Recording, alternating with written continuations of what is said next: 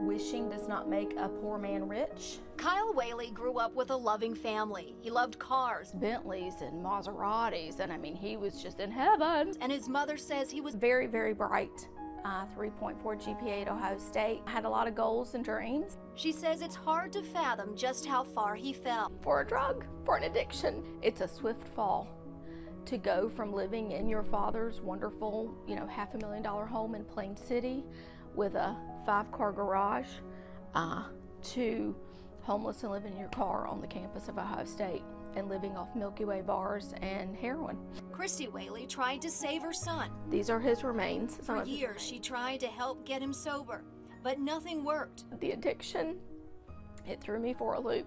On September 13th last year, Kyle died of an accidental overdose. And the last thing he had to give was his very life. He'd given every TV and clothing and Oakleys and cars. He'd given everything. He had his life, and that's all he had left. Sadly, Christy's loss is now shared by thousands of parents as the country deals with the overdose epidemic.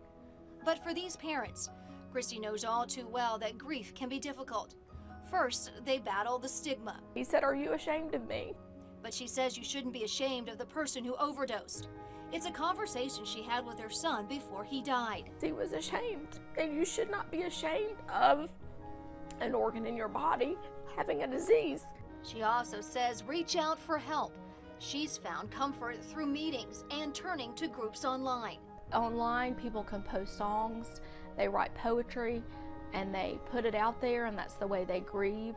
There's a lot of helping each other. Christy's also learned that grief can be powerful. She uses it to fuel her need to help others. I do the addict's parent and the blessing bags, and that's my way of giving back. We are broken parents, but we are trying to make a difference and bring some joy and some hope to others. Her son told her once that he was more than his addiction. I miss him every day. She hopes every parent realizes that about their child. He gave me the wonderful title of mother. That's not a privilege that everyone gets. So she says, grieve as long as you want. I will grieve until my dying day for my son. And she says, and that's okay. in Westerville, I'm Maria Durant, ABC 6 News.